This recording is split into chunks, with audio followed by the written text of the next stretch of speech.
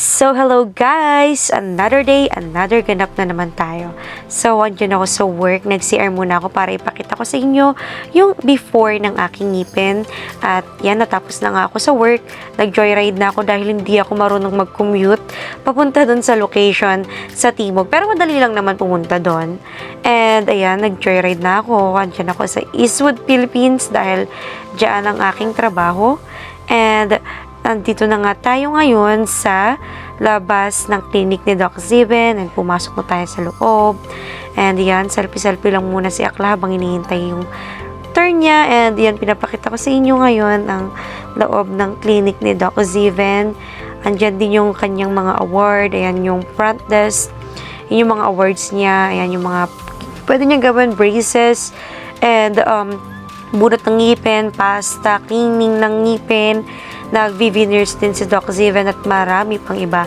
So, kung kayo ay ang aking pamilya, pwede kayong makakuha ng 40% discount.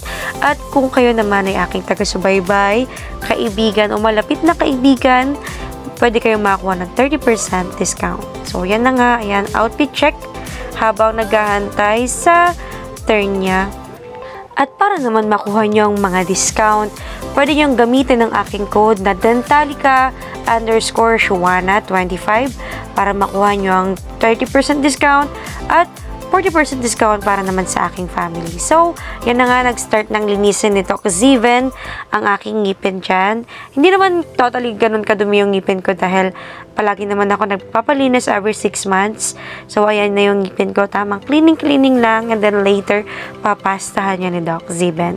So, kung kayo man ay nahihiyang magpalinis ng ngipin, huwag kayong mahiyang kontakin ako para makakuha kayo ng 30% discount or pwede nyo mismong kontakin si Doc Ziven through Facebook page at Dentalica, Instagram at Dentalica, TikTok at Dentalica.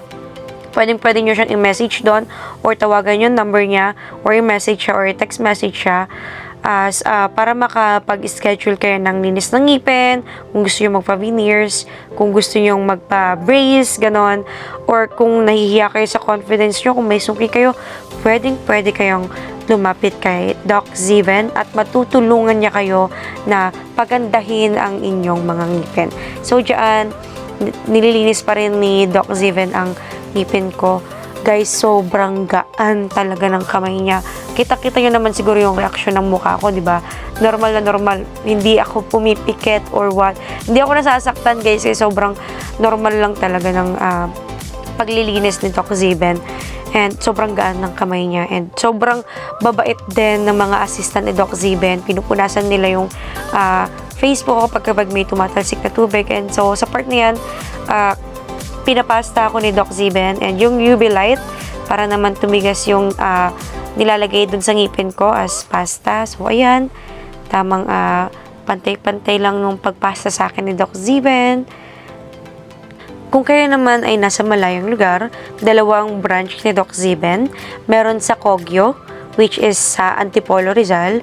And meron din naman sa Timog, which is located siya sa Quezon City. So, kung kayo man ay taga Angono, Binangonan, Taytay, pwede kayo sa Kogyo branch. At kung kayo naman ay taga Pasay, taga Taguig, pwede din kayo sa Quezon City. So, ayan, dyan sa part na yan, nililinis na yung ngipin ko. Kitang-kita nyo naman yung difference, guys, di ba? Kanina, medyo naninilaw-nilaw siya ngayon. Sobrang puti niya na at sobrang linis niya na, guys. So, yan, nililinis na ni Doc yung ngipin ko dyan. And, binibigyan niya na ako ng idea kung ano yung mga pwede kong gawin. Kita-kita nyo naman, guys, diba? Sobrang accommodating din dyan ng mga staff. At sobrang babait talaga nila. Lalong-lalo na si Doc, sobrang bait talaga niya, guys. Yan, nililinis niya yung ngipin ko. At hindi na din kayo mahihirapan dito, guys. Kasi bibigyan kayo ng advice si Doc kung ano yung mga pwede nyo gawin after niya kayong linisan. And bibigyan niya din kayo ng advice if ever na gusto nyo magpa-veneers or magpa-braces. Sobrang maingat talaga si Doc sa pag-aayos ng ngipin. Sobrang galing, guys. So, sa part na to, malapit nang matapos ni Doc Ziven yung paglilinis sa ngipin ko. And after niya akong linisan ng ngipin, ayun, nag-picture-picture kami and chinek ko na yung ngipin ko. Sobrang nasatisfied talaga ako, guys. Kasi, lalo nang pinastahan ako ni Doc Ziven, parang wala lang, parang normal lang ngipin ko pa rin. Hindi kagaya last time nung nagpapasta ako, medyo mayroong pang natira doon sa pinasta niya sa akin. Not kagaya nung kay Doc Ziven na sobrang linis talaga, guys. Walang magaspang, talagang parang ngipin mo. Sobrang smooth lang talaga niya. Parang normal na ngipin lang, guys. Doon sa pinastahan sa akin. Kaya naman ako pinastahan doon, guys. Kasi nga, ginagamit ko kasi yung bagang ko pambukas ng alak. So, ayun. Na medyo natanggal siguro yung pasta sa akin doon. Pero, wala naman talagang totaling sira yung ngipin ko. Talagang natanggal lang yung konting pasta doon last time. So, ayun, pinasta ni Doc Ziven yung nag-iisa kong ngipin doon sa taas. Yan, pinastahan niya na yan. And then, after namin matapos, nakapagpaalam na din ako kay Doc Ziven. So, ulitin ko, guys, napakabait ni Doc Ziven and sobrang gaan talaga ng kamay niya. Kita-kita niyo sa mukha ko na no reaction talaga ako yan. Sobrang sulit na sulit talaga, guys. And ayan, guys, nakauwi na ako ng bahay and ayan na yung final result ng pag-cleaning ni Doc Ziven sa aking ngipin. And walang filter yan, guys. Kita-kita nyo, wala din akong makeup dyan. And ayan na ang kinalabasan ng pag-cleaning ng aking ngipin. So, ayan lang. Bye, guys!